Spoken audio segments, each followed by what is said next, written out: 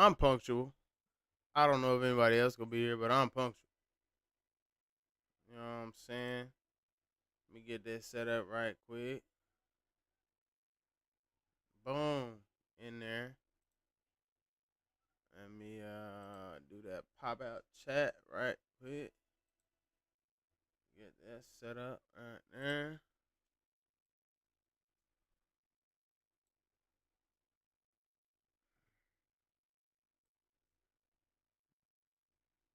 Boom pow, how you like me now? Boom pow, how you like me now?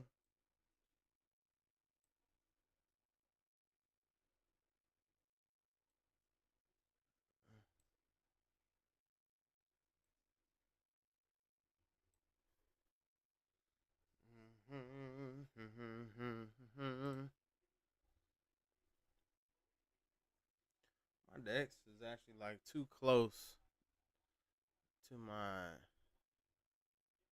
what's it called?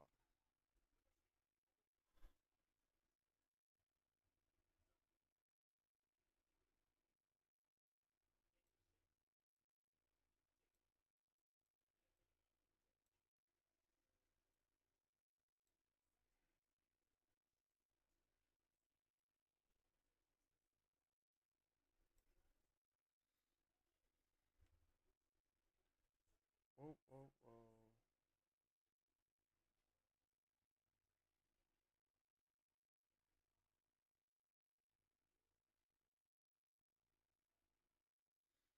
Mm-hmm.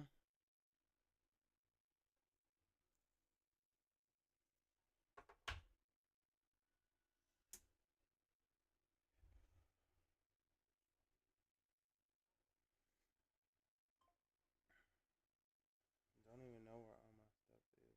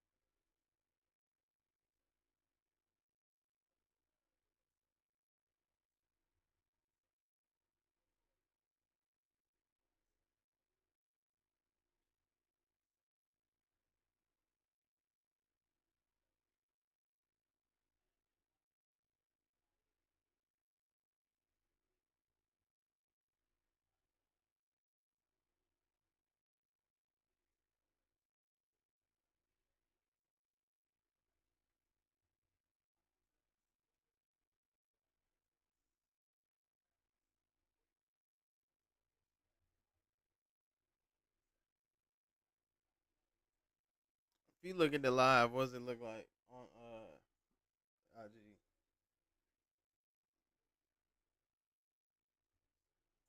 That boy Bullet.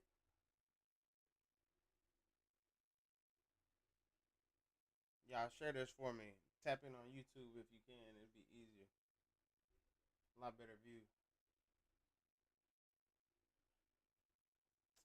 Man, they gonna make me do this. Ah, that's on me, Bullet. I forget, dog. I can't do this portrait style like I like to.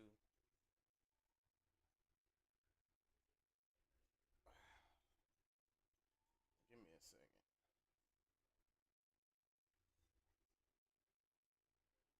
Let me turn this light off.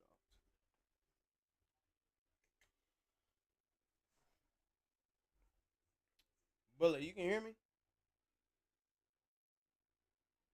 Yeah, tap in on YouTube, bro. It'll be easier. At Train the Trader.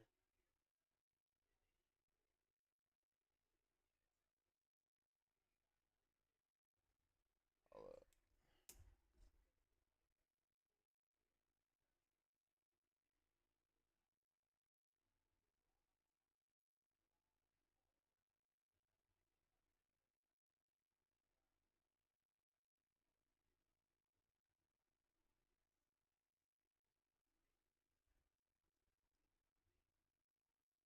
I don't really expect anybody to tap in on IG anyway.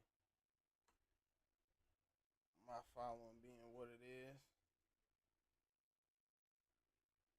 Wow.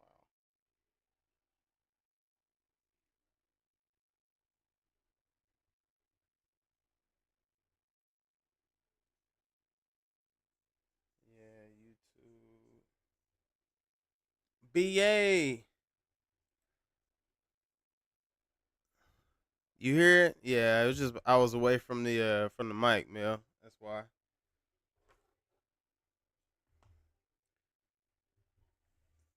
Tapping in, tapping in. Gonna get a little market research.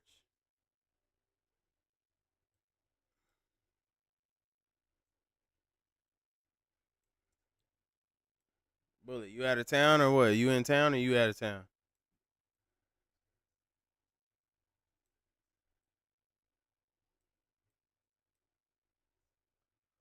Y'all share this if you can.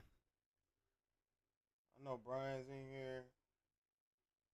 Brian, if you hear me on IG, go to YouTube, bro.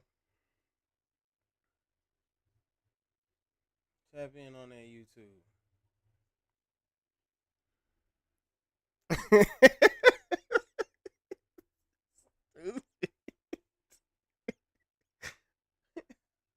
Boy, stay with the kids.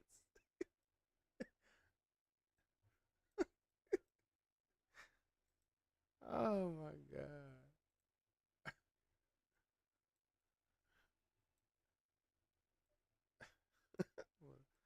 That's funny.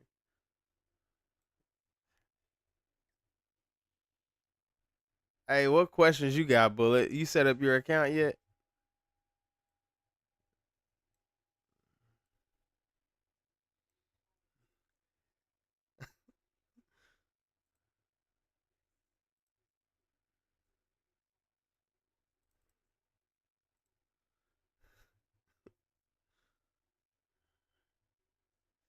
BA. BA, if you on IG live, I don't know if you the only one on here or what. I'm here to learn. I just saw it earlier today. Remember to tap in. My guy. My guy. Mm-hmm. So let me ask you a question, Bullet. If you were looking to buy shares of a company, would you even know where to start? Would you know where to start, what to look for?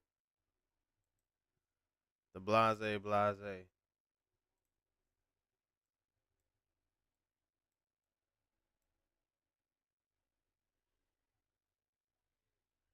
Okay. Fantastic. All right, so let's do this. We'll go with we'll use something like Uber. All right, we'll use Uber as an example. Uber, by the way, fairly new to the S&P 500, the Standard and Poor's 500, top 500 companies in the world, or at least on the Nasdaq. So they got access to that exclusive club. Uber's been on a run, but this is what we want to look at. So if you were curious on Uber and what Uber had going on, these are the things you want to focus on. So we're on Google Finance, something everybody can use. You see that, right? You see them on Google Finance. Just hit me with a thumbs up or something, so I know I'm not about to just start going off. I'll wait for you. Tap in, y'all. Share this for me. Share this. Share this. V, get your ass on YouTube, bro. Hop in on YouTube. Ask some questions. Yep, there he is. All right. So Uber Technologies. Everybody knows they are a rideshare company offering services, courier services, food delivery, freight transportation. Started in San Francisco. This right here gives you the basic rundown. If you can see my cursor, gives you the basic rundown of what the company is, who their CEO is, when it was founded, headquarters, all this extra stuff, how many employees they got. But one thing that you want to look for is what type of money that they're bringing in. And you know this best. You know this best, Bullet.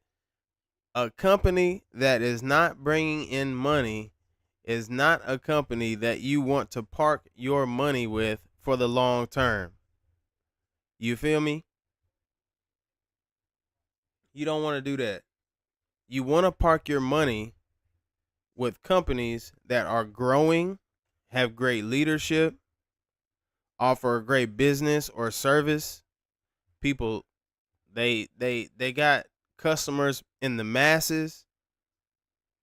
You want to park your money with winners, and not winners for today or next year or 5 years, but winners you can see winning for the next 10 to 15 to 20 years. Now, that's hard to do when you first look at a company, or if a company is new to the stock market. That might not be a company that you want to invest in. So you want to go with your homegrown, like your companies that are doing well, been around for 30 plus years, at least 10. So you have some data and some revenue numbers, all these things right here that we're looking at. You want to have an idea of not only their present performance, but their past performance, so that you can compare if they're getting better or they're getting worse. This is why I say long-term investing is very easy. Um, it's not like day trading, and it's because you can look at right here the year-over-year changes. In this particular case, this is quarterly, but we'll go annual. So you can see their revenue is in blue. It has gone from 13 billion, 11, 17, 31, 37. So as you can see over the last 5 years, they are continuing to increase their revenue. That's a good sign. Net income, things you can look at, net profit margins, EBITDA is something that the overall market likes to track as a general like gauge, if you will, from company to company. It's good to know what it is, but not super important, because that's where charts come in. Another thing that I look for is free cash flow. Now, you also know this, Bullet. If you don't have any free cash on the sideline, what happens to your business if it takes a major hit financially? You get some bad press, or you just mismanage the money. So now you come up short on your dues and fees and everything like that. That's why free cash is important. It's important for emergency situations where the company may need some money, or even better, when a company is trying to invest and buy new and more assets. Buy new and more assets. You need free cash that is not coming from direct revenue in order to be able to purchase new assets, right? So, this is why I like to look at free cash flow, because this is the money that they have on the sideline ready to deploy for emergencies or any new whatever it may be. Free cash flow is a good thing. I'm going to hop over here to Yahoo Finance and do the same thing on Uber because I want to show you something else that I like under these financials. Under the income statement, net income common stockholder right here is a number that I like to track. I like to see that this number is getting better.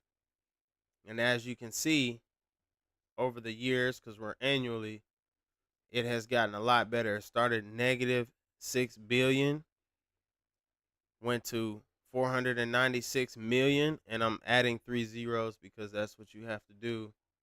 All numbers in thousands. So you add 3 zeros to all these numbers. Negative 9 billion. I guarantee they were probably investing in something or getting their infrastructure right. Something like that was going on, because you see what happened the next year. Big increase. Bigger increase to where we are today. So this is why they got listed on the S&P 500. This is one of the main reasons, because the S&P, there's requirements that you have to meet to be on the S&P 500, increasing revenues, um, dividend, things like that, like low expenses. Basically, you have to show the S&P regulators that you know how to operate a business and you are growing that business with quality services or products. They met the standard, they got listed. It's been a great thing. So, I don't know if that answered how to find a company for you, but these are some of the things that you want to look at. We can do this across the board with any company. And on top of that, if you need to find good companies to invest in,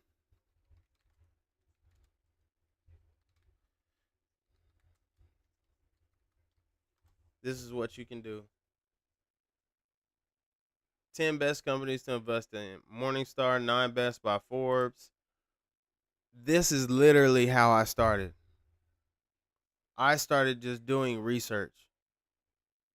And I would go to companies like this that I would see listed on sites like this. And then I just do exactly what I did with you. So, Citigroup, same thing. Ticker symbol C right there. That's what that is. So, let's go look up Citigroup. Let's see what Citigroup is doing. Citigroup's a good company, by the way. So, 5 year, 5 year, they're actually down. They're actually down 10% in the 5 year. Now, would I invest in Citigroup? No, because I would not put long term money into banks. Just a disclaimer. But they've been doing pretty good for a long time. But we can do the same thing year over year. We can see year over year change. They're up 0.2, so not very impressive.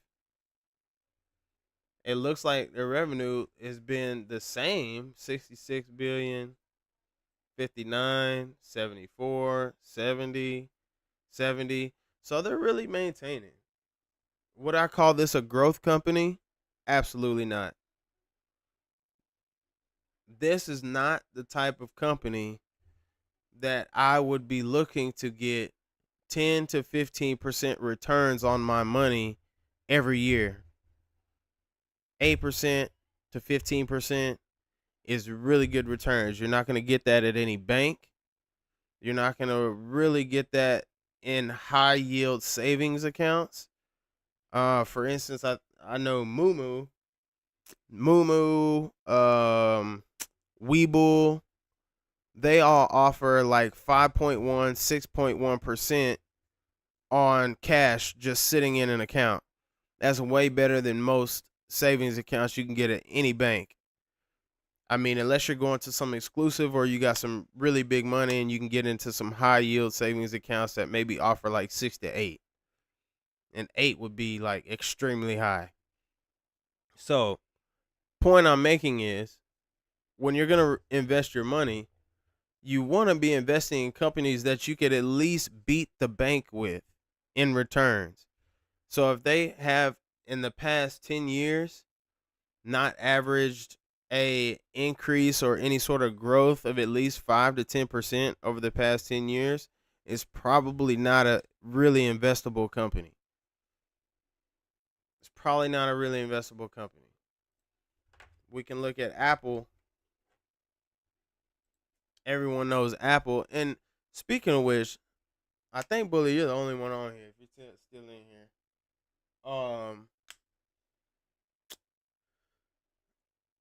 you own an iPhone and have owned an iPhone for years.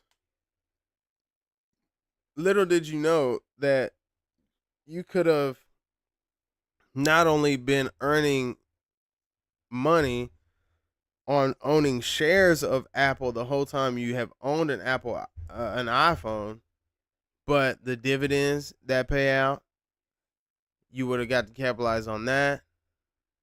Let's say, like you invested $5,000 5 years ago. 5 years ago would have had you at $74, and Apple is currently at 228. I don't know any banks that are going to return that kind of funds, have that kind of return over a 5-year period. I mean, hell, I bought shares of CrowdStrike after they got hit with that outage news and have already made 15% on those shares in this last 2 months. 15%. That's more money in those shares that I bought of CrowdStrike than I would ever make for my cash just sitting in the bank. That's why the stock market is so important. If you have 20 racks of just cash, invest it. Invest it in a quality company. And if you don't need it, you don't have to touch it, which would work for you and would allow compounding to take effect. See, because what happens with compounding, you take that $10,000 5 years ago, you've added the gains from the increase in the stock price. You add your dividends into that. You add any more additional shares that you may have bought in that 5-year time frame. That's the effect of compounding. And as that money just sits in the account, it just continues to grow. The dividends keep getting dumped in there. If it keeps growing in price, in stock price, your shares and your value of that $10,000 is now no longer $10,000. It will never be $10,000 again unless the stock market takes a huge plunge, or in this case, if Apple takes a huge plunge back lower than where you bought. The likelihood of that happening, all you got to do is look at the charts. Over the last 5 years, even on dips, it's never come back down to $77. I don't believe Apple will ever be, unless they do a split of some sort, will ever be $150 again. And this is after they've already split. Maybe if not once, a couple times. And that just means that the stock market price or the price of the actual stock was probably close to 1,000, 1,200. They did a stock split, which now took that price back down to a lower number based on how many shares you had before it split, blah, blah, blah. That's a whole nother story. That can affect the stock price, but it does not affect the value of the money in the actual stock or equity. Hope that makes sense. Hope that makes sense.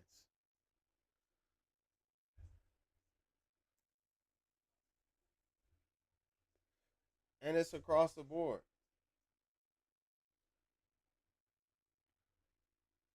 V, what's good? Hop on live on the YouTube.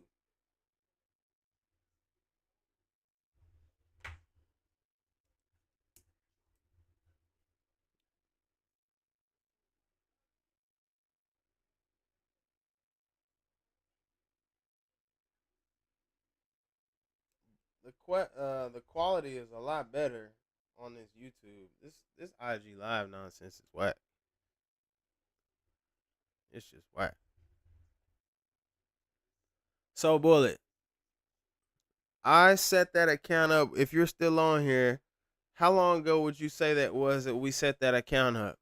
And I don't wanna ain't nobody on here, so you ain't gotta worry about your business being out there. But I'm gonna assume it was at least 6 months ago. If not, longer than that.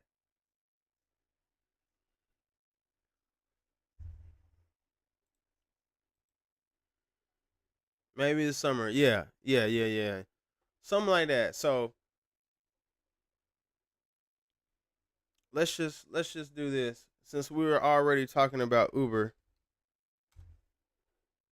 this is what we're gonna do.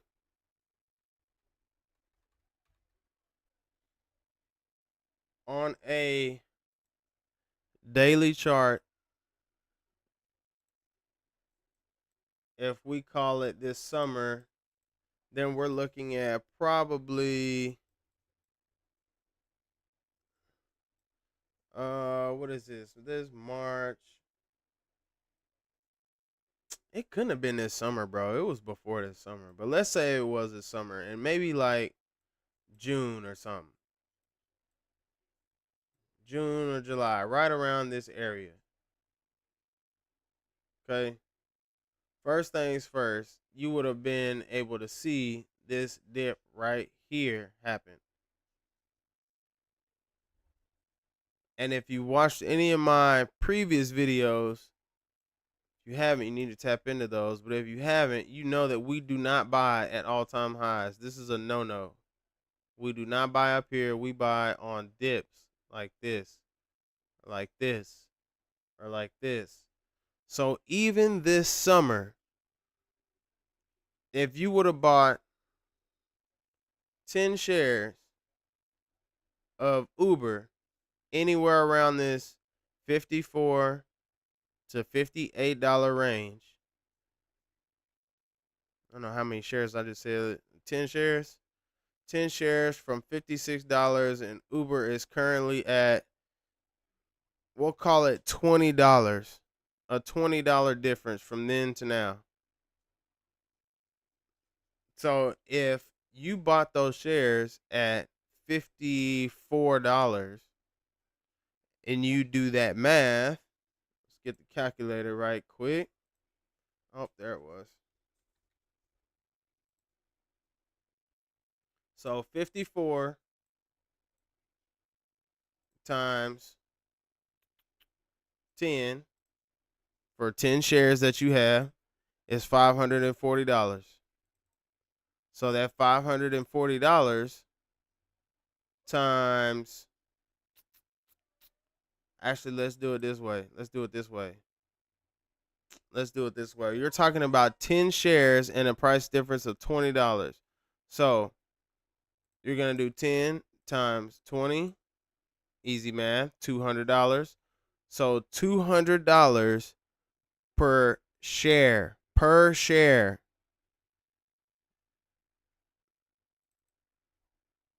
$200. So that's an easy $200 gain for money just sitting there. So the simple question is, and this is just what, 3 months ago? Done nothing. So you bought those 10 shares, didn't look at it again. Next thing you know, you're up $250 on that money.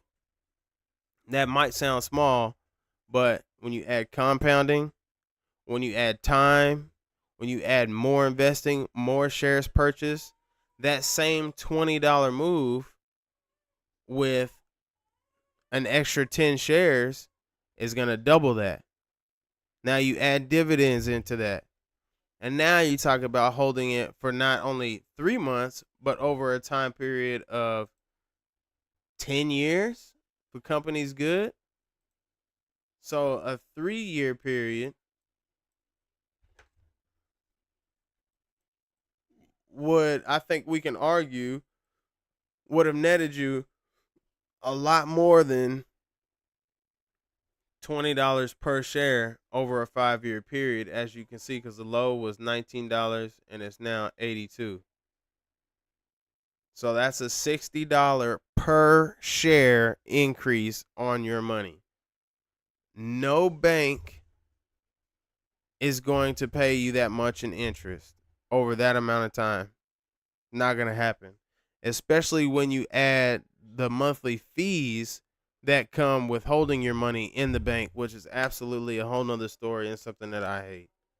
It's one of the number one reasons why I hate banks and I will not invest in banks, because they take our money, they put it in the stock market, make 10 times more off of it, and then charge me for my money sitting in that account. And it's absolute robbery. In any other case, that would be stealing.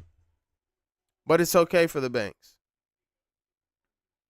It's a whole nother story. But the money that they made off of our money is probably 10 times more than what's actually in those accounts. And everybody, I don't know if you know this, but whatever your digital account says, so when you log into your bank app on your phone and it has a number on there for the dollar amount in your account, really only 10% of that is in there. Because by law, signing up with that bank, they have the rights to at least 80 to 90% of that money to reinvest or to loan out to other people, which is why it's such a hassle when you go in there and ask for large chunks of cash out of your account. Now they have to move and switch things up. They got to ask a bunch of questions to figure out how they're going to tie it back and record records for all the money transactions, all that crap. It's still my money. Should be no questions asked when I want my money. There's no questions asked when I want my money out of the stock market. I get it immediately.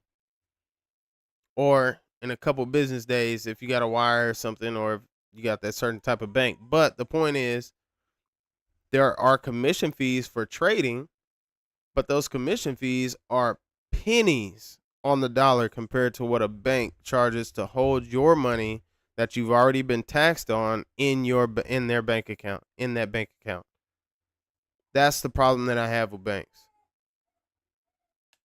So I would rather take control of my money, do exactly what the banks are doing with our money, and learn how to do what they're doing with the money and keep it all myself,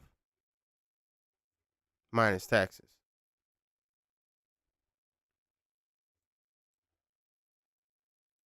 41% return. 41% return on my money is what the market has produced for me this year. 41%. I don't know of any banks. I don't know of any banks that are paying me 41% on the money that I have sitting in my account.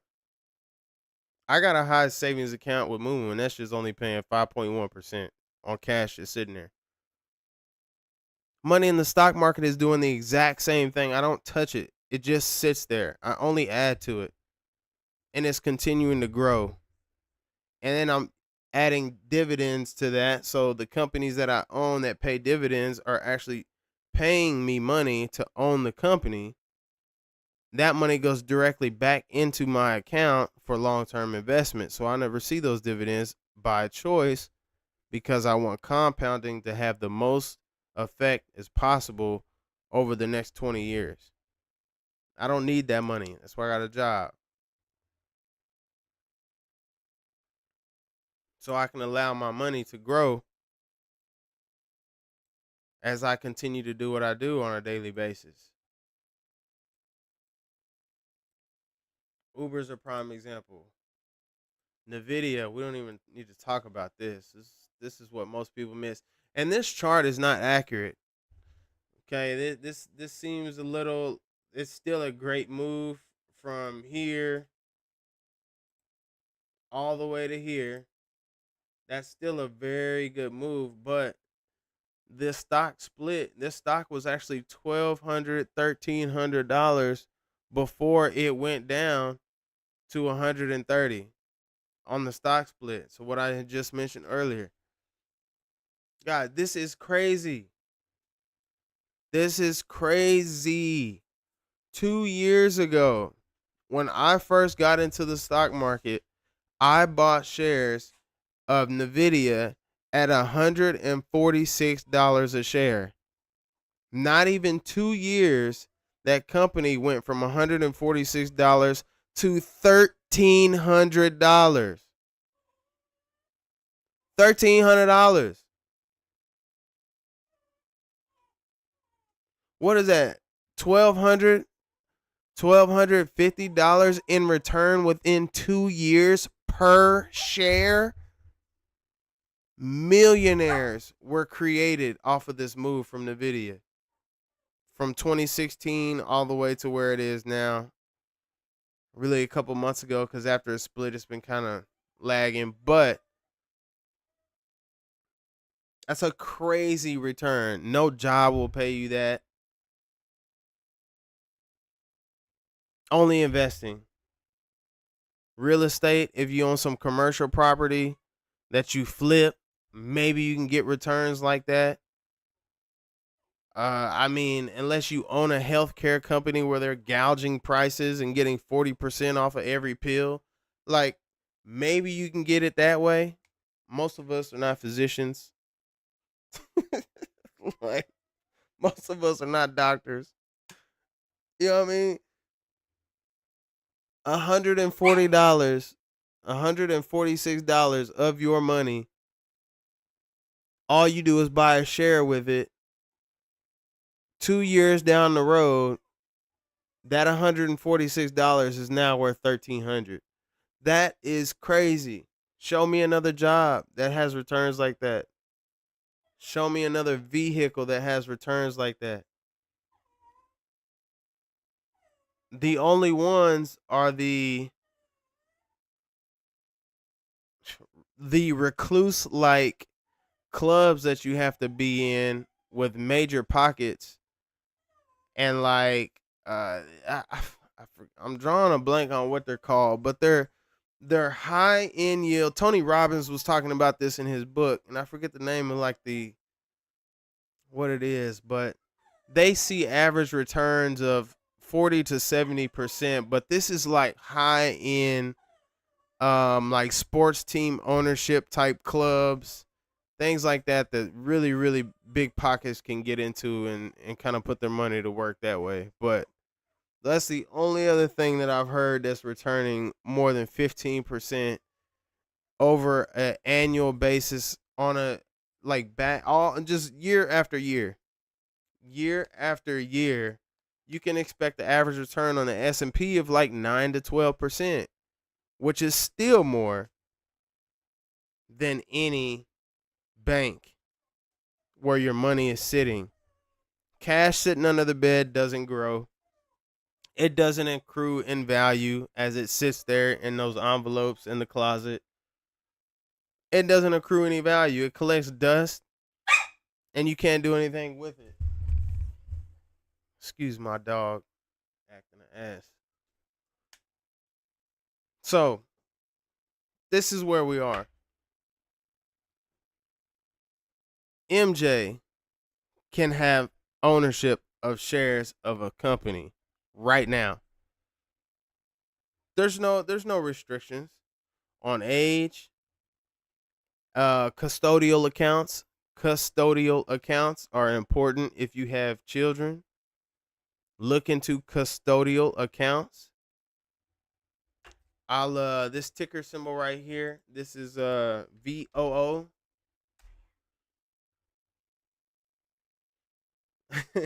VOO is a Vanguard S&P 500 ETF. So an exchange traded fund. This is a smaller version of the S&P 500. So I just mentioned that the S&P 500, you can pretty much regularly expect 8 to 12%, if not higher, on the S&P 500. So that $500 that you start with, that I started with, you can use that as a savings account, just the same you would as a bank account, but your returns are going to be better. Compounding takes effect. Compounding doesn't have any effect in bank accounts. So this was about debunking myths, right? The whole title of this video and this live is debunking myths about the stock market. And for far too long, even my dad admitted to me that when he was up and coming in his job, corporate job, by the way, MCI, telecommunications, engineering, like college degree, bachelor's, master's, all of that, went to work for a company, and they were putting his money into retirement accounts and basically just told him, don't worry about it. We got it. We'll make sure it's taken care of. We'll give you updates here and there. But they were making money off of my dad's money. Meanwhile, do you think that they took the time to educate my dad on how the stock market works, or how the money that they're pulling from his check is being put to work, and how that compounding effect and all that works? I have a short answer for you. Hell no, they didn't. Because my dad, at 65 years old, when I sat down to talk to him, had no idea how the stock market really works. I'm giving my dad lessons on the stock market. And I'm not calling my dad out, because my dad did his damn thing in his career. But that just goes to show you, even the successful individuals and the more capable individuals, the individuals back in the day that had degrees, had masters, had all the diplomas, whatever it was, they were not explained how the stock market worked. I didn't find out about the stock market until 3 years ago. I mean, I knew about it, but I had no idea the power of the stock market until 3 years ago. And I felt like I had been robbed 30 plus years on this earth, because the money has clearly been made in the market. Yeah, everybody talks about recessions, pullbacks, the Great Depression.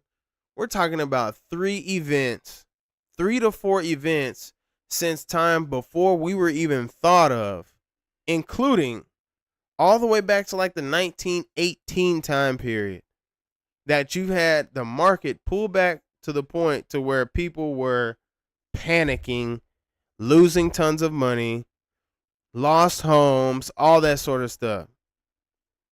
And a lot of this had to do with the government, how everybody's voting on the president, vice president, senators, and all that. A lot of what happened in 2008 was because of the deals that politicians and banks made with the loans and the housing mortgages. It was completely man-created and under the radar why that shit happened in 2008 with the stock market crash and the real estate crash. It was man-made. And you know what? As bad as that was, the people that bought when that thing bottomed out are now probably millionaires. Millionaires. Want to know how Warren Buffett got to where he got?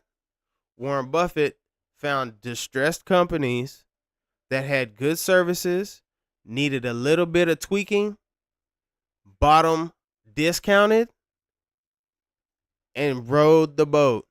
Sat there, whether he owned a number of shares to where he could actually like affect the business, meaning he's like a partner or a board member, or he owns a certain amount of shares, so they have to ask him his opinion, that type of shit, like to where he's working on these businesses and improving them himself. A lot of that has to do with why he is where he is, but the point is he bought stock market companies in the stock market at a discounted rate and just continued to buy and buy and buy and buy. Next thing you know, he's worth over, I don't even want to say a number, but it's probably over 900 billion, maybe close to $1 trillion. I don't know what the hell the man's worth. He's worth something ridiculous. And he did not really come from money like that. That's the crazy thing.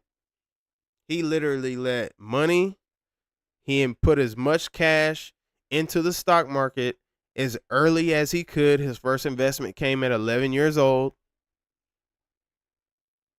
11 years old. His first investment in the stock market at 11 years old. And so he's had, let's do the math on that. If he's 93, 82 years of adding, compounding, and not touching the money. MJ's 11 years old. MJ, bro, there's no reason MJ should not be a millionaire by the time he's 18. With what I know now,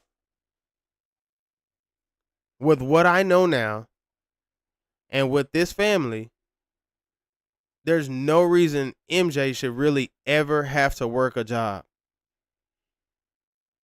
Custodial accounts. Look up custodial accounts. I'm going to type that in the chat.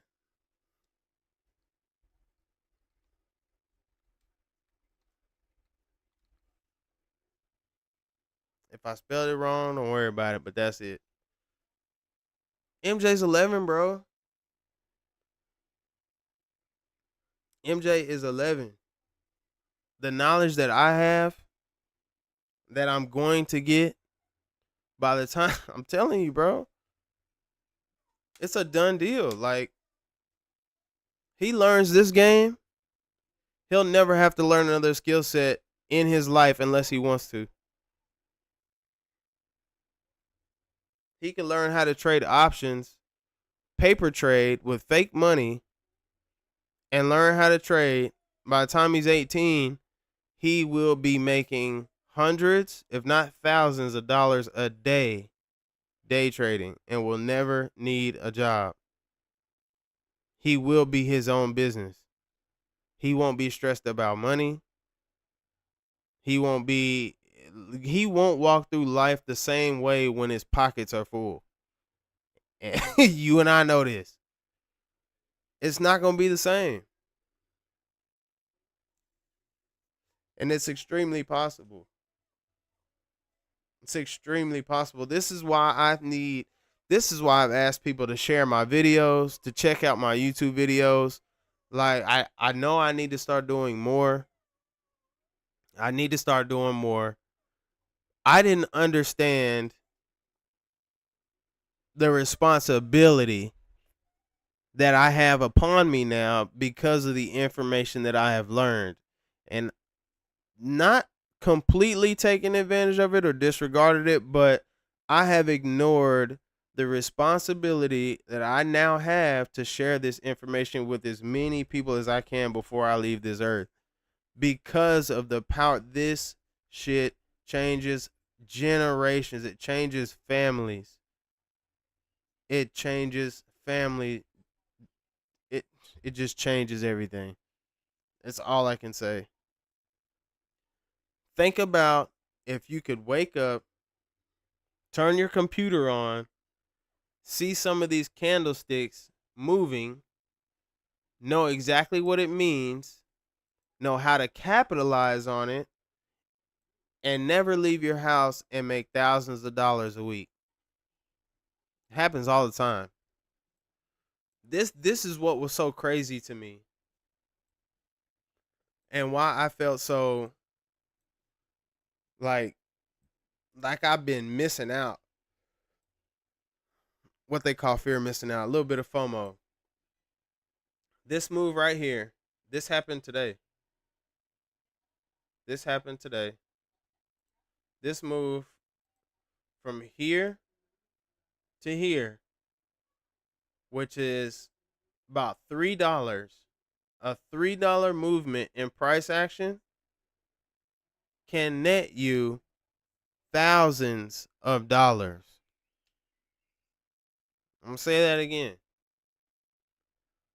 This $3 move in this stock price today, from here to here, which is about a $3 price range, and the VOO could net you thousands of dollars. And this happened in a 10:15 a.m., an hour and a half time period. Hour and a half time period. And you want to know how it nets you thousands of dollars? This is what we call an options chain. Trading options in the stock market, it is a derivative factor. It's not going to make sense. Don't worry about that. But what it means is this money is multiplied and it moves in multiples. So although the actual price of the stock is $523.88, right? Hope y'all see that. $523.88. An option for, say, this 525. We'll call it the 520, right? 520 strike price costs you $750. So it's more than the actual price of the stock, but it's because this moves in bigger chunks. So how do you make thousands of dollars from this? Well, it's very simple. At one point, this contract right here that was $750, it was once $130.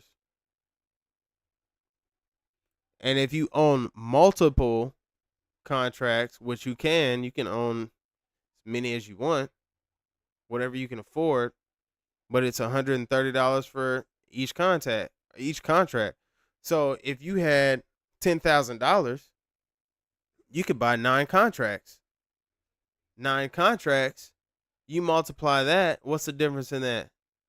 $600. We'll call it $600 is the price difference. That's a $3 move. $3 move from 520 to just under 525. So $3 move, $500 times how many contracts did I say? 10? 9. Let's do the math on that. You might have to run this back if this don't make sense. I took it down.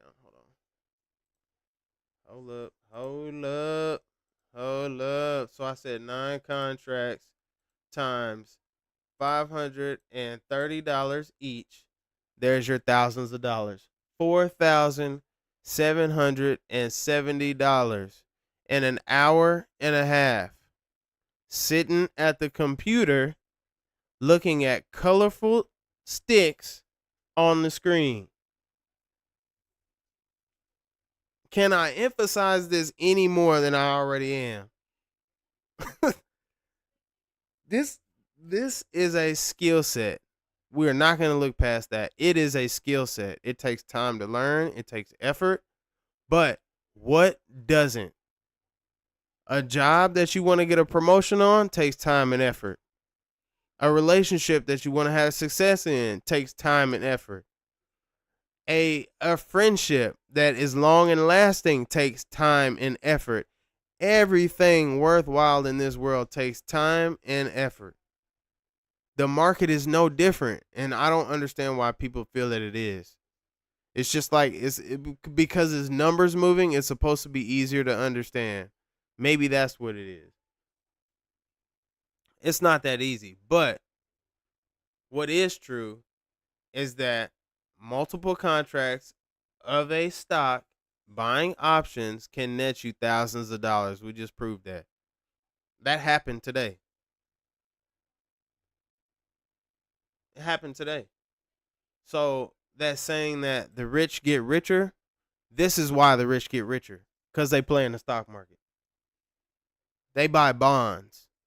They buy real estate and don't live in it. They they buy assets that accrue value. Hope y'all follow me. Hope y'all feeling this. The stock market is a machine that prints money, and I am more than capable of operating this machine. Tell myself that every day. It literally prints money. You just have to know what side to be on. And that's the skill set. Day trading, though, is way different than long term investing. So, what I just mentioned about the $1,000 in a day on options trading, that does not apply to long term investing, and that is not the same game. The custodial account that I mentioned, that's long term investing. For MJ, that's what he need to be a part of. He don't have to worry about what the stock is doing on a daily basis. He just knows money's going in and it's growing. That's the importance of long-term investing. So the cash that you got sitting in your account, we'll have to come up with a price. We'll have to come up with a good price to buy that. But cash sitting in the bank is a no-no. Cash that is sitting in the bank, dry powder that is staying dry in a bank is a no-no. It's gonna be hard to find a price to get in on VOO because look at this. Look at this, bro.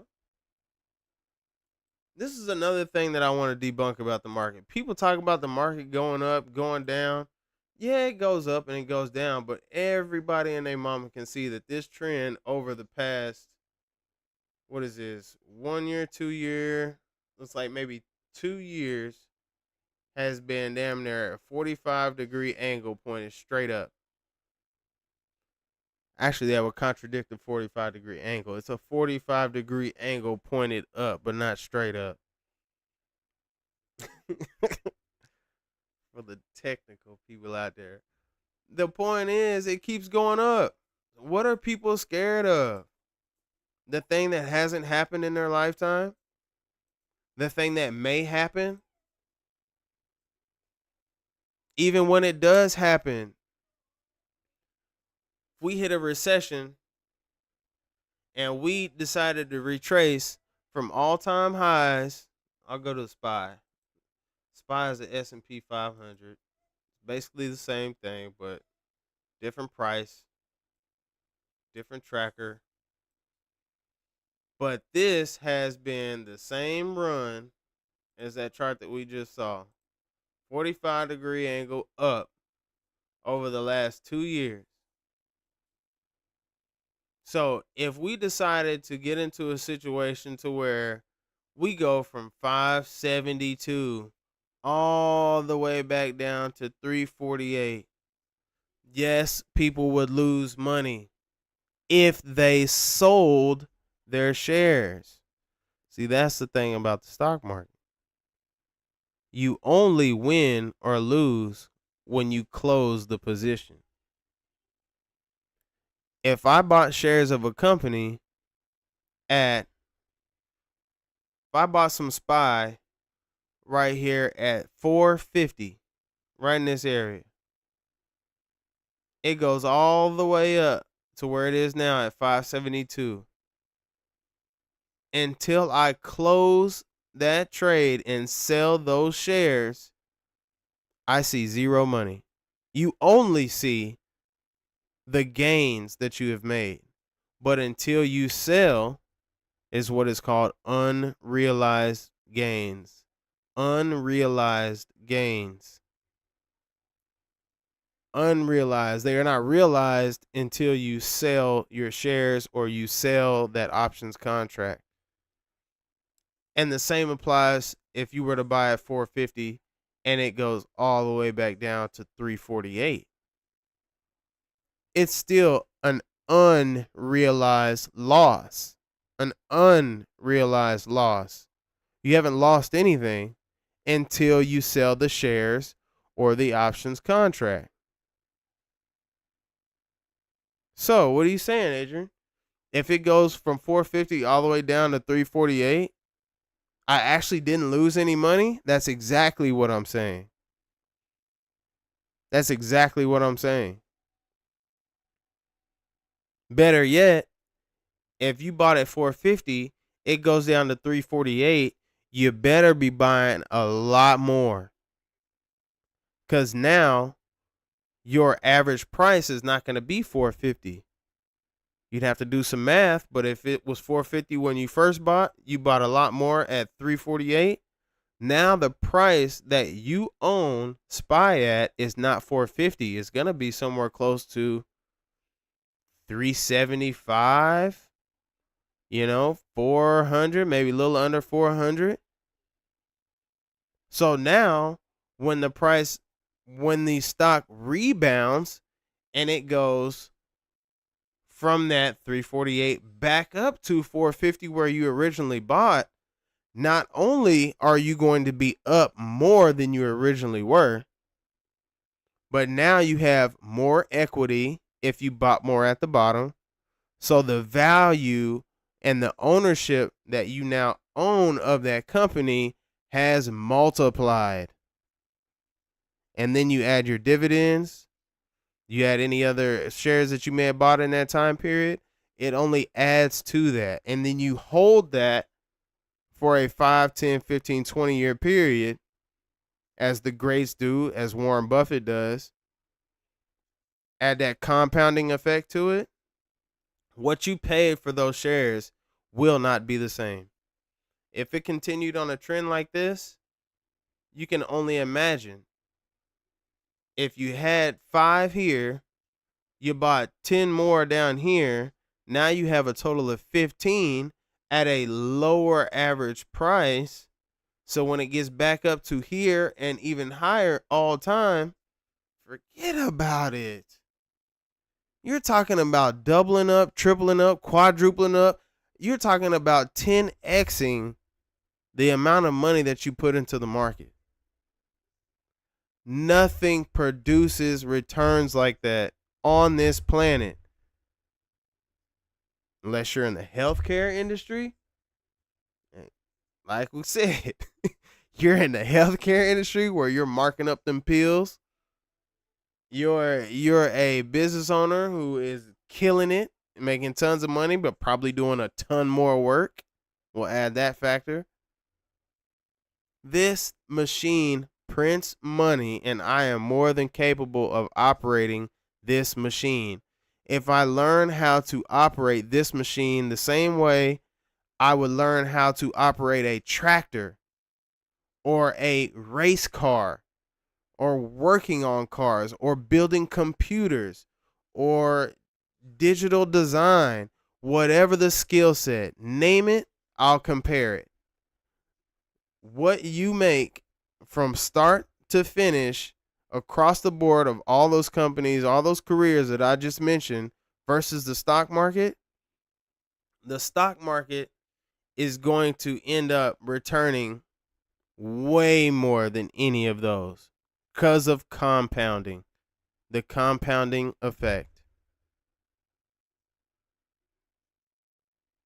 The compounding effect.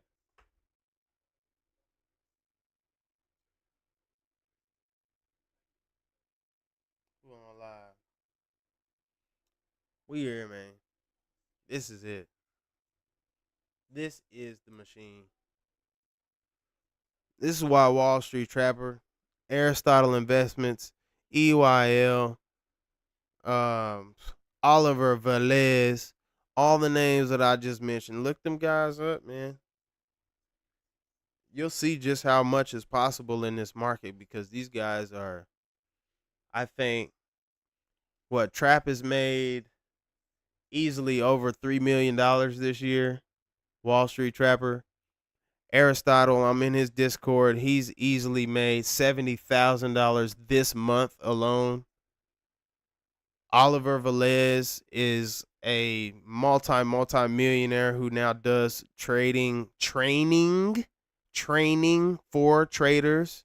Has his own software and all this kind of stuff. EYL, the Earn Your Leisure cats, Ian Dunlop. I mean, they're killing it. They're absolutely killing it. Absolutely killing it. This game is unmatched.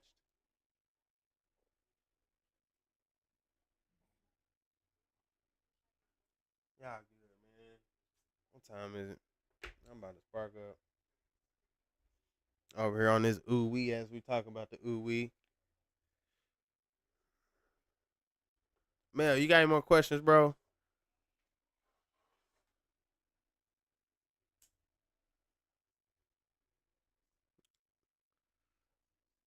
Maybe you got some questions. You got some questions?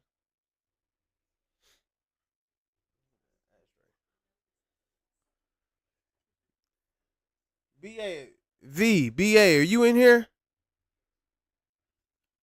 BA or V, y'all tap in and type something in the chat if you're on the YouTube. If-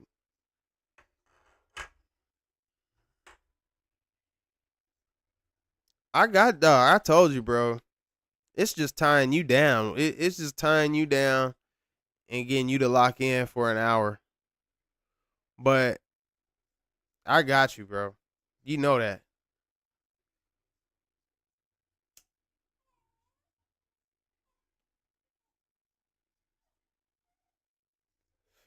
I really would. I have to say this though. Blowing it to the mic. Shout out Lil Wayne. I really have to say this. The stock market is not the type of game that you want to sit back and watch and wait. No, no, no, no, no, no, no, no, no. You don't want to do that in the stock market. You do not want to do that because you need time on your side. As much time as possible, literally every day in this market counts. I can't put out enough posts in a day to express how important it is for people to get started. Like, just put the money to work. It don't have to be perfect. It does not have to be perfect. I have remixed and rematched my portfolio over 10 times now. Just trying to work stuff out. There was stuff that I bought. I knew later down the road that I shouldn't have bought. You know, whether I took a loss on it for a small L or a win, whatever. Like it got moved around and I refined the type of companies that I was putting my money into and why. That was a big turning point, was learning why I'm investing in the companies that I'm investing in.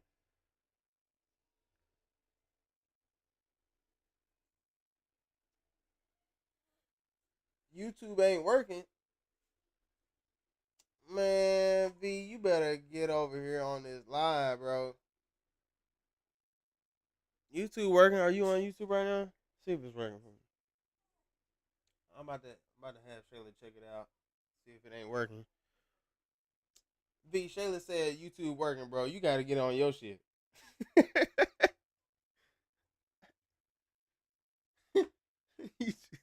YouTube working. Bullet over here on YouTube just fine.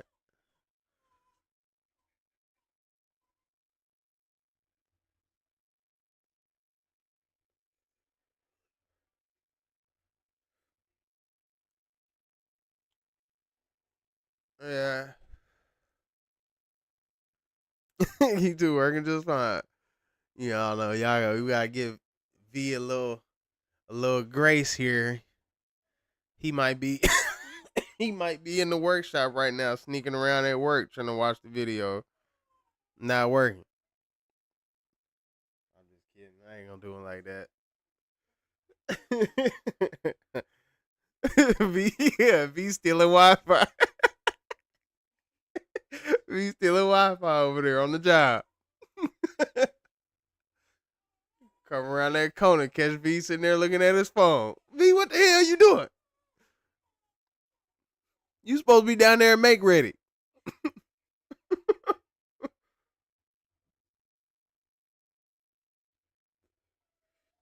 Yeah, I mean, it do. That free Wi-Fi be cutting out. That free Wi-Fi.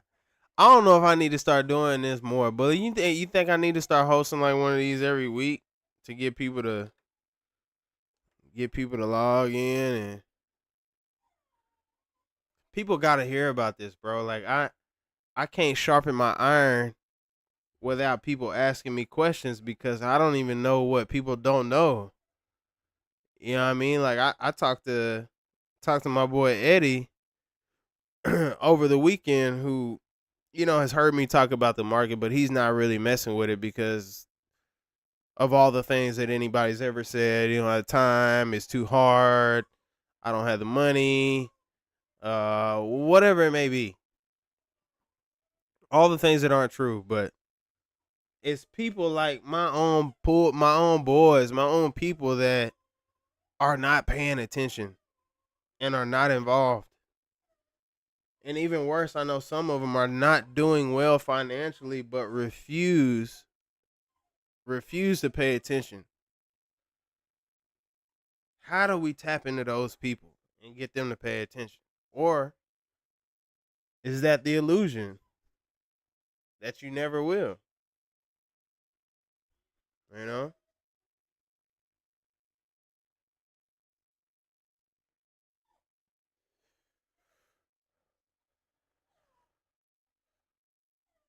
Yeah.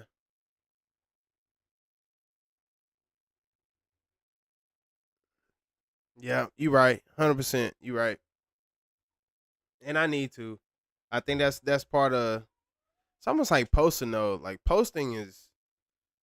man, posting is hard to do 2 and 3 times a day, bro. I don't know how you do that shit. You must have. Yeah, you must have like some preset. And that is a fact too. People are pocket watching me. I know people are pocket watching. I know people are looking to see if I'm actually going to make some money, and some real big money, before they start listening. And that's a mistake on their part, but I can't. Yeah, I don't know how to get them past that.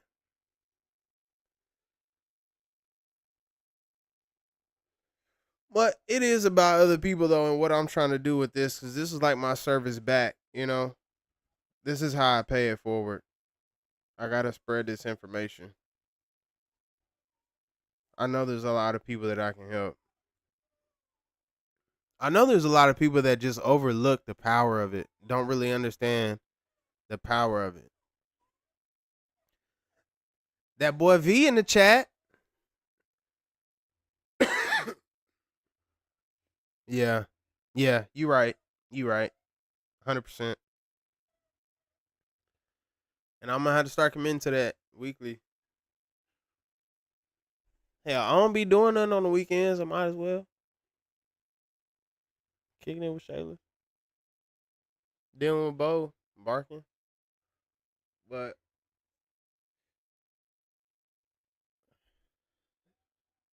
V, what you got, fam? Tell me something that you've heard people around work say or ask questions about that were completely wrong. I mentioned like it was too hard, don't have the time, don't have the money, don't know what I'm doing. That seems to be like the most common. V is a great example of, because V was not a believer in the market when I first told him about it. He was not. Stock market is going to crash. Yeah, I that's one I hear all the time. That's just absolutely ridiculous. And the reason how I can debunk that, the stock market, in order for the stock market to crash, first off, we have to you have to. Sorry, I was reading. What define a crash, right? That's the first thing that I would ask somebody who says the stock market is gonna crash. So the stock market, a crash in the stock market could be a pullback of really anything over 17%. 17% is not a lot. So let's say I think we did this one night, V, when we were like 30% from all time highs from SPY would be like,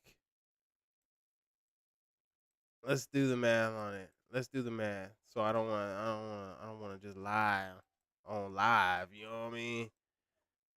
So if SPY is at 573, we'll call it, and we subtract, we'll call it 35%. That takes it down. Oh, that's almost exactly $200. So that 20, damn, that's nothing. That is from there to, what was it, 370? Right in this area. I'm getting my numbers crossed right here. I have a hard time seeing this. But that's right here. Right in this area, right over here. That goes back to that same scenario that I just said. If we get that kind of a pullback, that is prime opportunity to purchase. Because what happens when it stops going down and it starts making its way back up to where it fell from? There's going to be a lot of sick people, one that missed out, have FOMO, all that stuff. But that's the problem with fear mongering in the market. One is 90% of the time not based from actual data and facts. It's just hearsay or horror stories that you've heard. Um, you probably hear way. I would argue this: you hear individuals losing and blowing their accounts way more often than you would the stock market itself actually crashing. Because think about what it means for the stock market to crash. That means that every company in this country or listed on the NASDAQ that's operating in this country and around the world, for that matter, has to shut down and stop creating revenue. So that means every Walmart would be closed, every Costco would be closed, every Home Depot, Lowe's, Amazon would be shut down. There would be no more iPhones. There'd be no more TVs. So my question is, if the stock market crashed, does that mean people don't have to go to work anymore? I'll wait for an answer on that. I'll wait for an answer. If the stock market crashed, do you have to go to work the next day, the next week? What y'all think?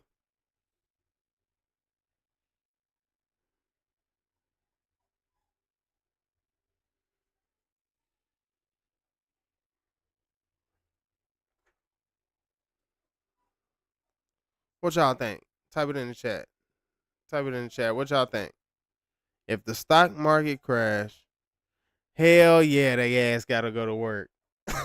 They gotta go to work. They gotta go to work. And if they're going to work, that means that they're earning income, which in turn means that they're going to spend that money on something.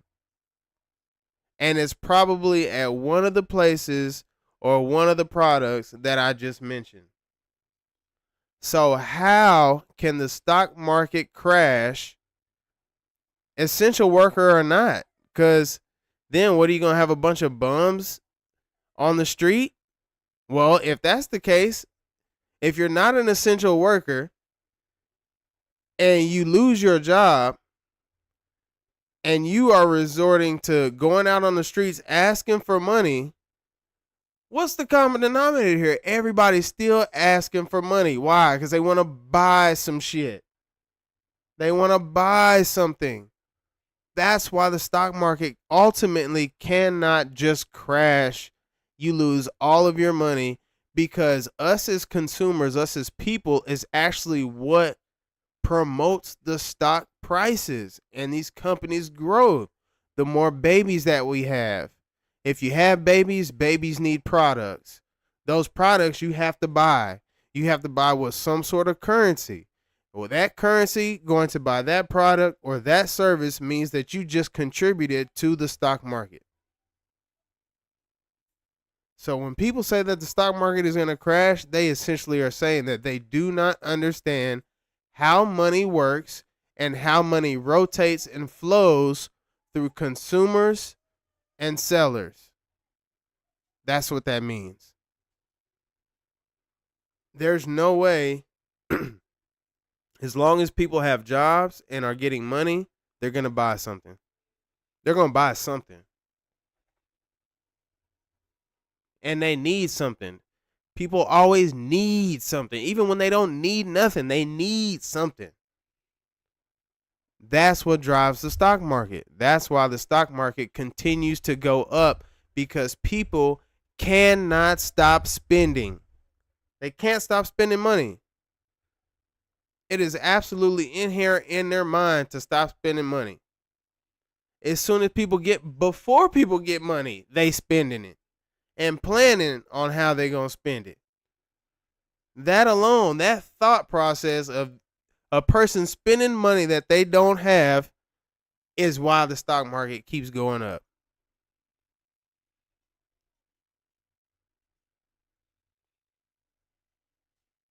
That's my take on that. People need to hear this, man. People need to hear this. People are not asking enough questions. They're not in tune to what's important. My buddy, friend of mine, flat out doesn't have his priorities in order. Here's why I say that.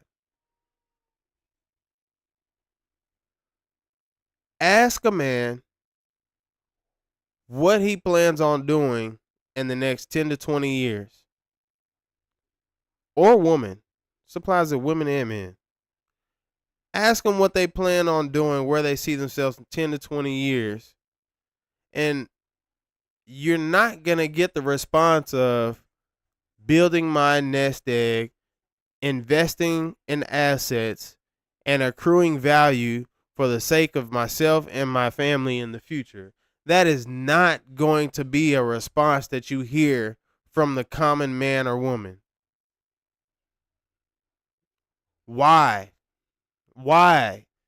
How can I ask a 30-year-old man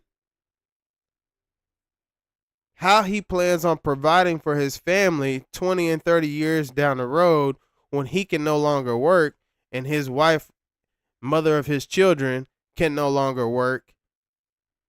How are you going to bring in money? You going to depend on the kids that you have to pay for all of your shit? You can't work. Can't work and be of any quality of work doing a lot of things, especially physical labor. Anything that requires your body, you're done after 60, bro. Like, if you are solely dependent on your back and your spine and your hands and your feet and your eyes to make money into your 60s, you are setting yourself up for a very, very poor quality of life as you get ready to pass. Y'all can stop me if I'm lying on any of what I'm saying. Can't do it, bro. You can't go pour no concrete at fucking 75 in 100-degree weather. Even if you could, there's going to be a 20, 25-year-old that can do it 10 times faster. So they going to get rid of you. Don't matter if you've been there 30 years, 40 years, 50 years. Hell, my dad worked in telecommunications until he had to retire or wanted to retire, was able to retire at the age that they told him. And 2 years prior to that was absolutely miserable. Absolutely miserable with what they were having him do and the amount of traveling, meetings, interviewing, more meetings, new divisions, new territory. 2 years before this man trying to retire. They literally tried to kill him. With the company for over 10 years. They knew he was about to retire. Tried to kill him. I asked Javier the other night, man, when we were at his birthday. I asked him how work was going and how much longer he had before he was retired. Bro, his answer was so sad. And we love Javier. Javier's a hardworking, good man. Been with this company for 30 plus years, he told us. 30 plus years. He said they're working him harder now than they ever have before. They're adding more tasks, more responsibility on him 2-3 years before he retires. And they told him they have no really idea of who's going to replace him. So he doesn't even have the ability to train anybody to replace what he's doing, which is causing him a lot of stress at a time that he should be getting ready to relax. He should be winding down. He shouldn't be taking on more hours, more work, more responsibility 2 years before he retired. And yeah, they trust him. But what is that? Is that a reward? Or does that sound like we're going to milk him for everything that he's worth and he's either going to break or he'll make it? Like,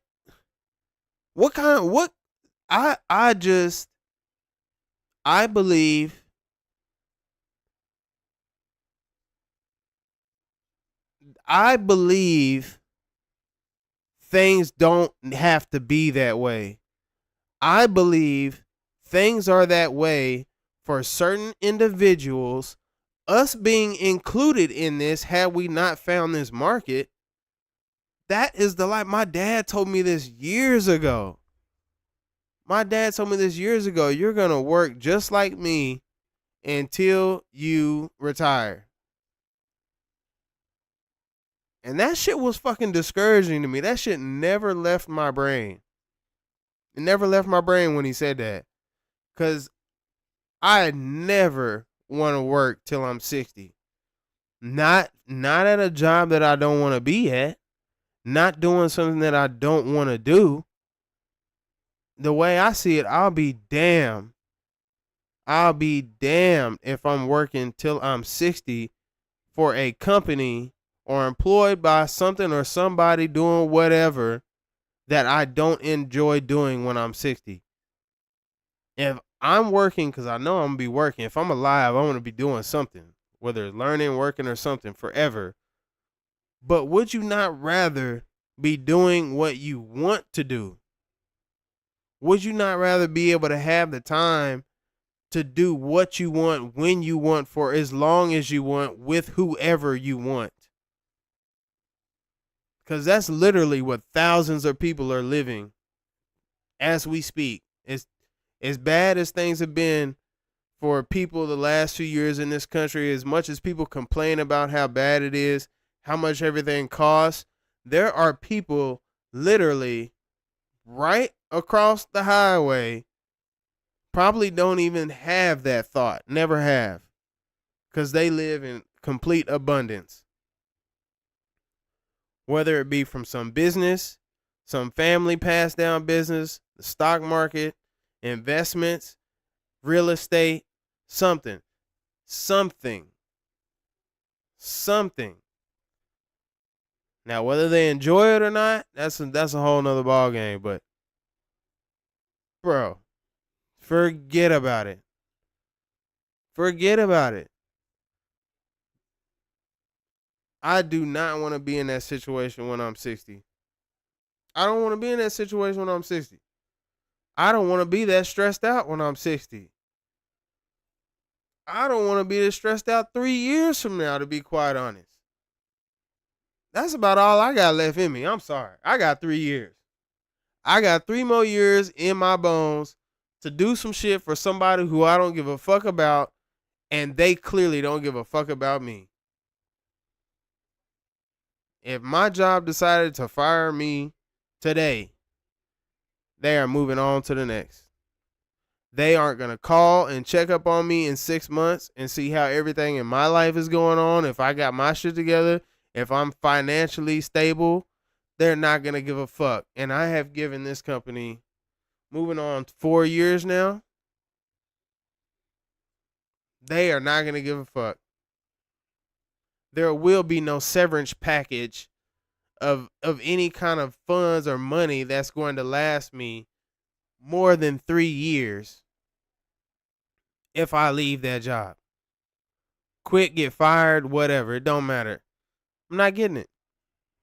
I'm not getting that money. I'm not getting that money. It's not gonna happen. I wouldn't even expect it to happen. Why would I? You know? We gotta take, nobody's gonna save us. We've known that for our whole lives. Nobody's gonna save us. Some people never learn that. Bless them. Nobody's gonna save us, bro. Nobody's gonna save us. We have to save ourselves. Get around good people, making quality moves, doing smart things, making good decisions, growing, learning, studying, all that. Get around those type of people. Have a great time and enjoy life. That's what we doing, because we all got our different directions that in different like personal interests that we like to do. What we really want to spend our free time doing. You're always gonna have to give up some of your time to something or somebody else. That's just a part of life, right? But if we have the ability to create money without the need of anyone else, oh, now we flip the switch, because now we earn money on our own time, on our own efforts, just based on having an understanding and having a skill set and knowing how to operate a machine that prints money. I am more than capable of operating this machine.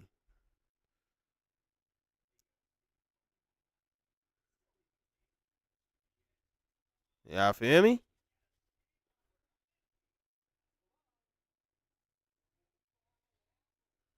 Gambling.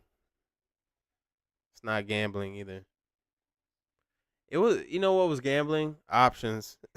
Options, when I first started doing options, trying to day trade, that was gambling.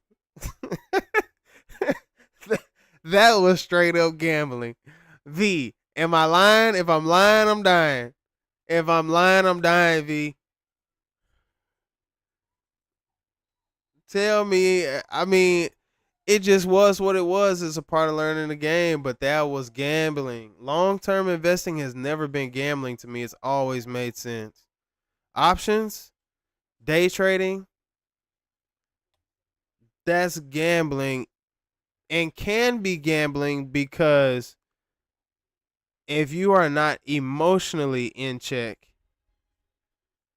and you do not have a proper understanding and grasp of risk management and how you can lose money in trading options, then absolutely is gambling. Absolutely. But once you learn a system, you understand how to read price action, levels, you understand momentum, you understand proper places to buy and sell. It's no longer gambling. When you can enter a trade, call out where you're going to stop or cut your losses and where you're going to take profit almost before you enter the trade, it no longer is gambling. There is a plan, there is execution. Plan, execution. That's not gambling. It's not gambling at all. But just like gambling, if you go to the blackjack table, poker table, roulette, any of that, if you go to the casino, damn it, if you want to play one of those games at one of those pretty tables, you can't even get down unless you put some what down. What do you got to put down if you want to play the games in Vegas?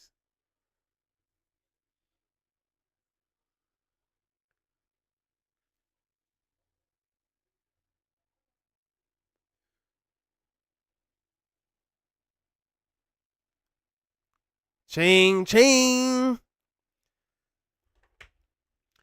What you got to put down? You know it. You got to ante up. You got to ante up. You got to ante up. You can't even, you can look at the table, but don't you put your hand on that table. You better not touch them cards. First thing you got to do is put that money on the table. You got to, dog. You got to pay to play. You got to pay to play. That's the risk. That's the risk in it. That's the risk. And any risk comes with reward. There is reward to risk, but there are certain levels of risk. There are certain levels of reward based on your risk and your risk tolerance. That's where it becomes, there's nothing stopping you. I forget what was that? Think Like a Man, where Kevin Hart had went to the casino and lost all his money and ran it up again. Went and pulled some money out the bank card, ran it up, lost it. Like, there's nobody stopping you at the casino when you go in there and start throwing money. They'll let you throw money until you living on the street. Put you up in a hotel for the night, and then you out on your ass the next day. That's it. There's nothing stopping you. There's no guardians. And it's like that in the market. So we have to be our own guardians. We have to be our own protectors. And you do that by having rules. You do it by protecting your losses, by not over betting, over leveraging. You do it by learning how and when to take profits so you don't have too much risk in the market. There's a process. That's why it's a skill set, especially learning day trading. There are so many parameters that need to be checked off, and then you add the emotion that people and the waves of emotion that people go through with money and the attachment that people have to their money. And the thought of just losing any of their money is just so hard, but they never think about that when they're spending the money at the restaurants, at the games, at the concerts, on the trips, buying the booze.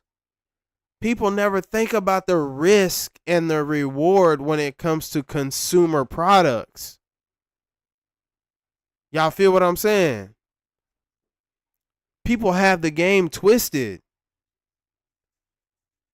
There's no thought process when it goes to somebody riding up to the mall to go buy some shoes or a new pair of clothes other than, I want this. I want this. How do I get the money to go buy it? Do I even have the money? Can I swindle somebody for the money? Can I charge it on the card and try to pay it back little by little later? There's processes to game plans. This is the same way, Bullet, you couldn't get your fields until you had a process and a plan put together and presented that to a whole fucking committee before they would even grant the shit to happen. You know what I'm saying? They require that for any major decision. Us as consumers, us as people, we don't even require that from ourselves at times. We don't even require it from ourselves. We'd much rather put it on somebody else. We can be quick to put stipulations and rules on somebody else and what they do with their money, what they should and they shouldn't do. All the lotto winners, all the major stars that get the big deals. Everybody always has a plan for what they should do with their money, but they don't even make the proper decisions with the money in the $1,000 or the $500.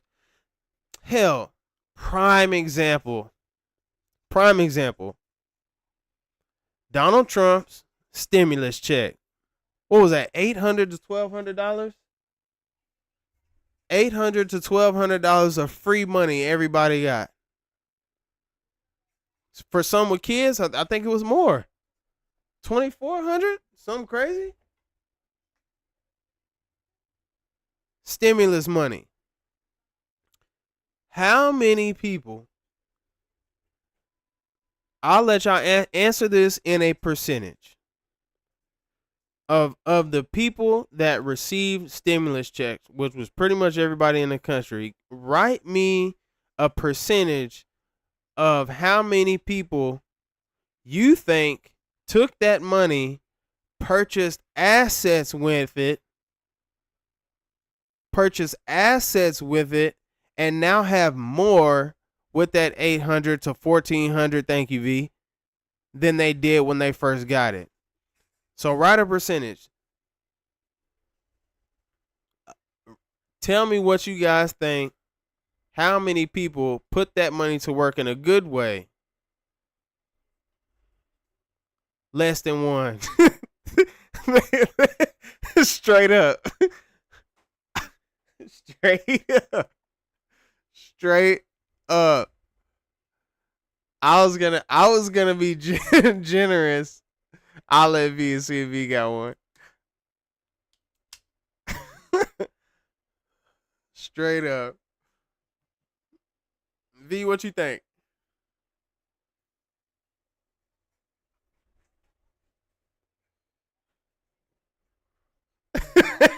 2.5. I hit him with a 2-piece. Nah, I mean, I was gonna be generous. And say like 15. But y'all get my point though, right? So that means that all of that money that people got, I guarantee you, they probably didn't have it for 3 months after they got it. 6 months, I can draw the line. Probably most people that had that stimulus check had spent it all in 6 months. I'm one of those 2.5%, 1%.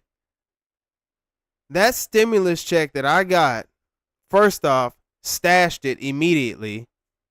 That then became cash that I put into the stock market that has now accrued me more money.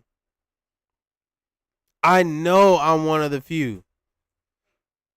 The money that was spent, that those people got, the money that those people got from the stimulus and then went to the market and spent it, whether it was on rent, a new car, clothes, food, a trip, whatever it was, that money went right back into my pockets.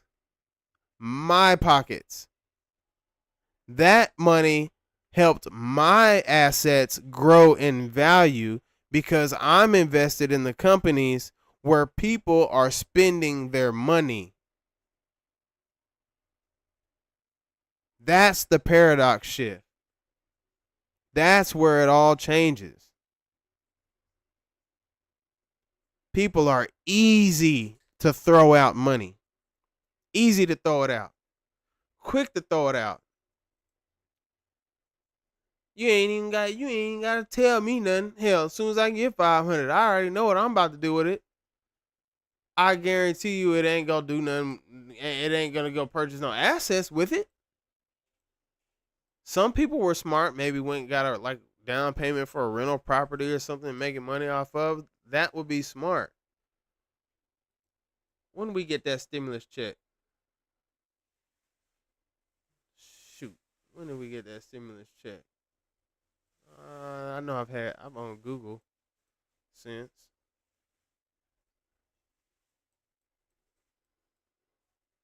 COVID was 2021, 22, 2020. Yep. Damn, I can't believe it's already been 4 years though. That's wild, bro. Time is sheesh. Time is flying. So this would be right after we got the stimulus check then when this chart started. From then till now, we are positive. Yes, we had the drawdown, but adding, purchasing more, you're gonna win. You're gonna win. It was around COVID. Y'all right. 2020. But that money that everybody got, most of it, we'll call it 95% of that money that people were rewarded out of nowhere, made its way right back into the major whales' hands within 6 months. That's why they were okay with doing that.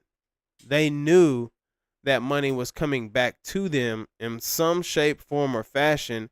That's why they called it a stimulus check, because they were trying to stimulate the stock market, the economy. The only way to do that is to get consumers to spend more money. Y'all follow that? When people are spending more, the stock market loves that. People spend more when interest rates are lower. It's lower. It doesn't cost you as much to borrow money from the bank. It doesn't cost you as much to lend out the money to people because the rates of borrowing are lower from bank to bank, Fed to Fed, stuff like that.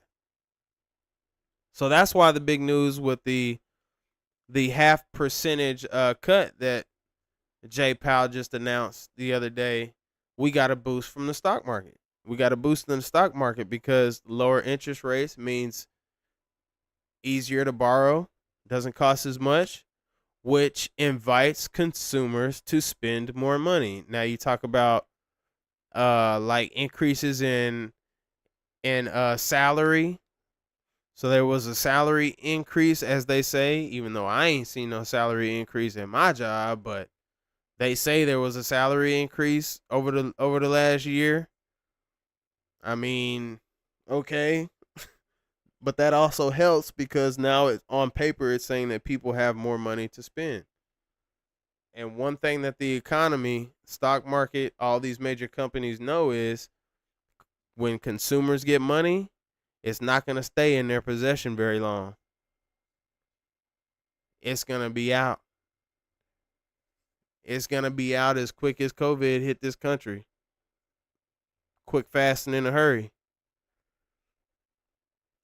Y'all feel what I'm saying? So we invest in assets. We put our money to work. My money works for me every day. Whether I feel like going to the job, whether I was on vacation, when I was on vacation on Monday, my money was still working. My money was working all weekend. It's working right now. It don't get tired. My money don't get tired because it's constantly in movement. It's in rotation.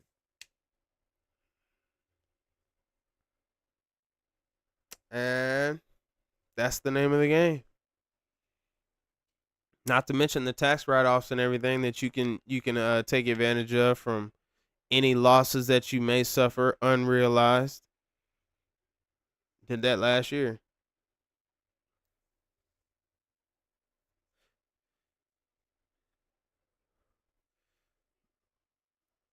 This ain't like the what's that company, man? They got the buy now pay later Accenture. No, what's the company you got? Who? It was a company. Is it a firm? It might be a firm. A firm. A firm got the buy now pay later.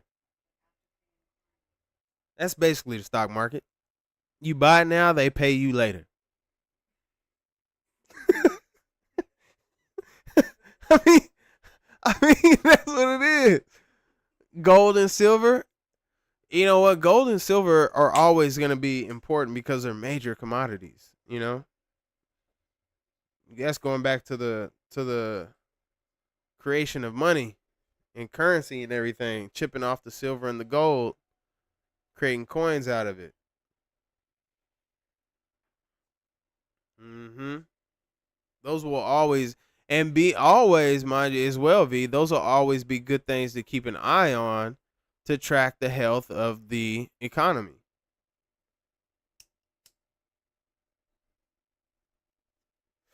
Gold bars and silver bars become a lot more valuable when the stock market or the economy is struggling,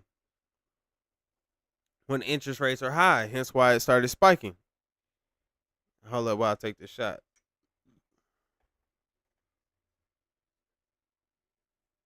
Mm-hmm. Yup. Oh shit.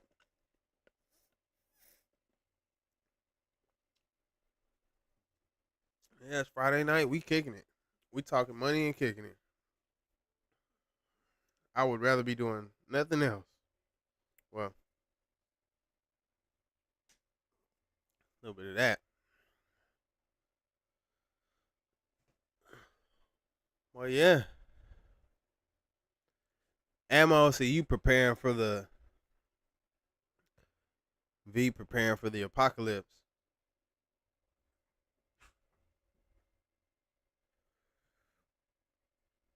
You know what? I believe even in the damn apocalypse, the stock market's still gonna be running. You gonna people need gonna need gas. People gonna need ammunition. Like people are gonna have to travel to other places to get the hell out of here. Still have to. There's still money that needs to be spent, unless everybody just stranded in this country. But I don't know. It's not smart. I mean, it's still smart to have. You're right. You need to protect yourself in your home for sure. But yeah, man, it's not hard. We gotta get started. Everybody needs to be involved.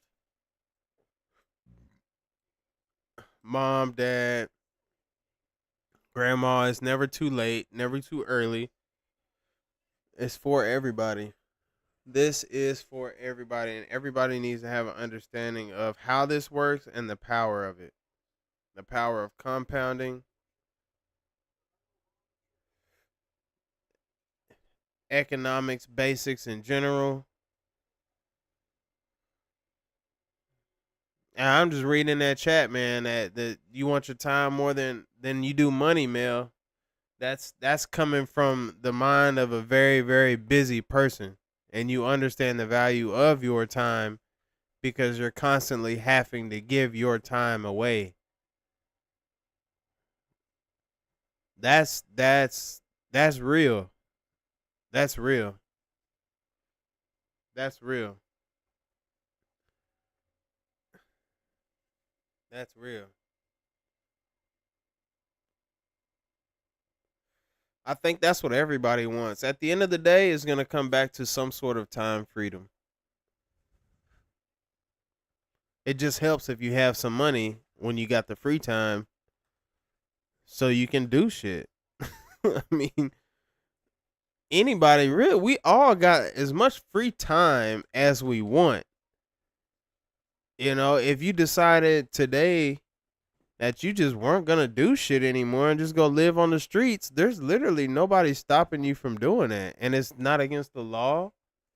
It's not against any like law of man or universal law. So what stops people from doing that then? It's the luxury, it's the comfort of having the roof over your head, a pair of clothes that you feel good in on your back, a companion by your side, or the ammo that you want to protect yourself with, the guns you need to buy. Like, you know what I'm saying? Everybody needs and wants something. Something. And unfortunately, most of those things cost money. So here's the catch-22. You have your free time, but you have no money. Now your wants and needs are going to shift from having, I want more time, to, damn, now I want something to help me live a little bit more comfortable. I want to go eat some good quality food to help me live longer. Well, you got to have money for all that. And if you don't want to take care of yourself throughout your youth, if you make it to your late 60s and 70s, you better have some money for your medical bills that are coming around the corner.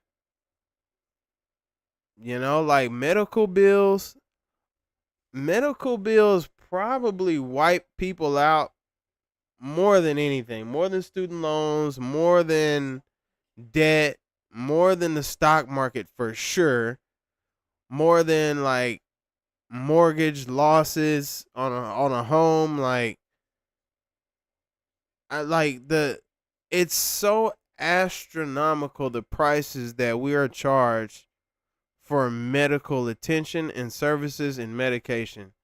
Like, there is a well-known extremely high markup and margins in the medical industry, whether it be through physicians, medication, treatments. It's all overpriced. And it's a well-known fact, and they're not changing it.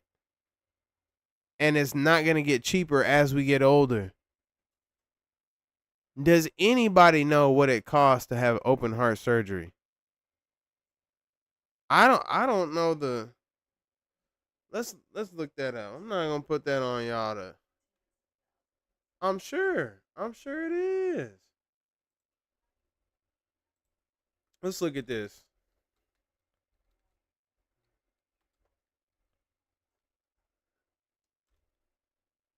How much does it cost open heart surgery in the U.S.?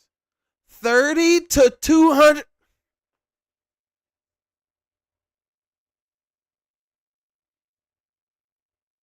30 to $200,000. 30 to 200. First things first. What the fuck kind of range is that to have on a service? It can be. Think about this. I'm going to the doctor. My heart is fucked up, and I don't know why. It's probably because all the food that I've been eating that I had to eat because I'm so damn busy. All I can afford is takeout and fast food. Now my heart is fucked up. Now I gotta go to the goddamn doctor to go see why it's fucked up, and I'm trying to figure out how much it's gonna cost me because I only got $20,000 in the bank that I've been saving for 30 years. And they tell me, okay, well, it's gonna cost you anywhere from 30 to 200,000. That is crazy. That is crazy.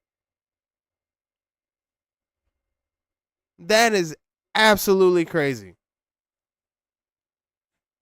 First off, the range. Second off, who has $200,000, $300,000 sitting around waiting on heart surgery?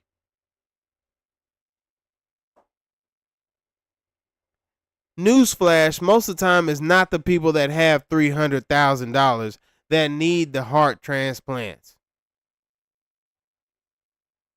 Because the people that had access to the funds and the resources their whole lives had checkups, have doctor friends, can afford the regular visits, can afford the better food, the better living, they're less stressed, they don't have the same conditions.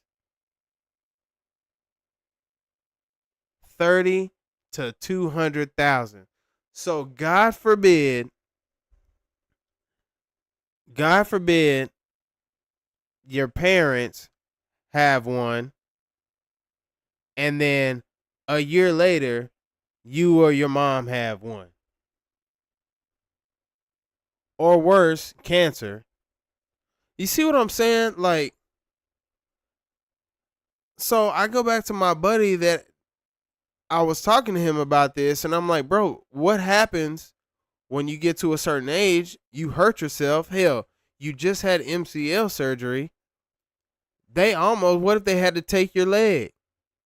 What's your backup plan when you can no longer use your body to make money? He didn't have one. Matter of fact, he had never even thought about anything like that ever happening. What if you have kids with the woman that you love and you're trying to build this life with? Something tragic happens to you. You can no longer be the family provider. She's been a housewife for 20 years. So if she goes back into the workforce, the most that she can expect to make, 30, 40, $50,000 with no skill set defined. You know what I'm saying? This is real life. This is real fucking life. My cousin is going through this. What happens to you? You're 56, 55 years old. Your husband just got took out, can't provide anymore. Now you got to step up. You got to do all the work. You have no skill sets because you've been taking care of the house, which is a whole nother job for the last 20, 30 years. Now you got to step up and be the breadwinner. You have no backup plan. There is no backup plan. That's a problem. That's a problem. And not enough people think about those things. Not enough people are expecting the big financial hit to come when it comes, which is why it's so devastating. And then once you get in that hole, forget about it. Especially if all you got is a 9 to 5. You'll never see the light of day again. Your kids will never have nothing unless they provide it for themselves, because you're going to be too stuck over your head in bills and debt to try to get out. You're probably going to be asking them for help, so now you're taking away from them and their progress. That means that's going to hinder their relationships with people, their friendships, their opportunities, their chance. It's a tail event. It's a tail event. This is what happens. And people don't put enough time into thinking about this sort of stuff. I'm going way too long. I'm about to wrap it up. But, fellas, V knows. Mel, you about to find out. Something's got to change. There's got to be another way. There's got to be a better plan. This is the plan. This is the better way. This is the solution. You don't need your backbone to learn how to trade and invest. You don't need anything but the ability to be able to read and see, or if you can't see, have somebody show it, like see it for you. But y'all get what I'm trying to say. Like, this is definitely necessary. It's needed. It is required for us to learn, because this is what is going to save everybody we love. Everybody we love that's going to take that financial hit that they can't handle that we may be able to help them with, whether it's from our profits or from what we've done or from our ability to be able to get them in the game early enough to prepare themselves. Y'all see what I'm saying? Like, that's the power of this. That's how far this reaches with the market. It is generational. It is, you can pass this down for generations to come and then protect it in trust accounts. Things that the wealthy people do. See, it's not hard to get money from what I've heard. For a lot of people say it's not hard to get money, it's harder to keep it. But for 30 years plus, have found it really hard to make money. And the only thing that I have learned in this process is the skill sets that you acquire directly relate to how much money that you can bring in. And on that note, we all know that this skill set, if learned and if perfected, not even perfected, but just learned to the point to where you can operate, not only produces more money than any job you can probably think of in the amount of time, but it is also something that you can learn and then you can teach to others. So then you're feeding yourself, but you're feeding others as well.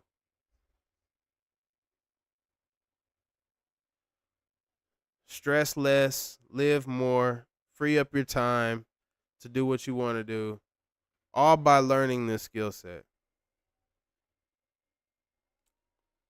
All by learning the power of compounding and dividends. That's what it's about. Hey man, I'm gonna have to start doing this. I'm gonna start doing this weekly. I'm gonna start doing this weekly. I might start doing this weekly. Damn sure not gonna be no hour and a half though. I only went cause y'all my boys.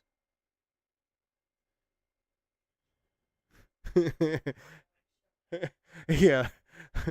Shayla said like Trap, it's gonna be a 3 hour show.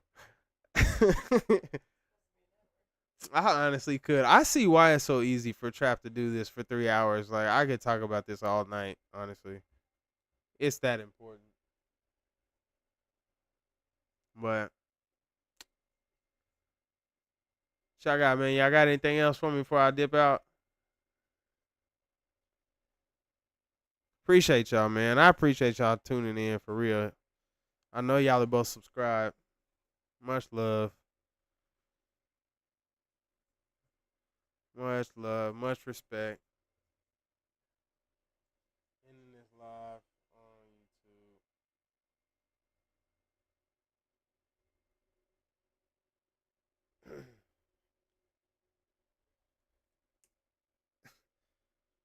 Cause y'all my boys.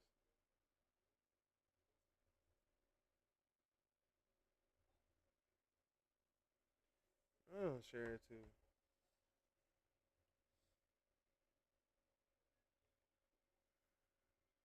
V, I'll see you on Sunday. Mel, I know you be busy, man, but you gotta hit me up. Give me a time. I can come see you, or you can make it out to one of our Stock Sunday events we do every Sunday here at the crib.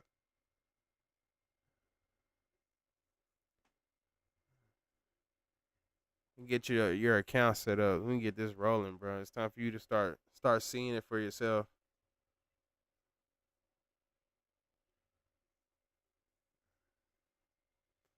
Yeah, you and MJ could do it together. Grow the account together.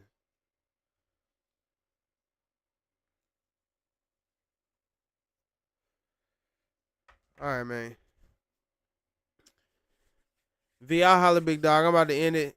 Bullet, if you still up, I know you quick to fall asleep on the drop of a dime.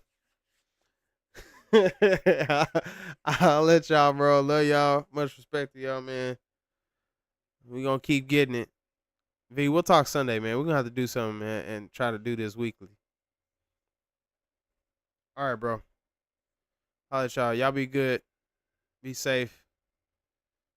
Train the trader. Y'all know I'm out, but I'm back when I'm back. Oh, one more time for Wheezy.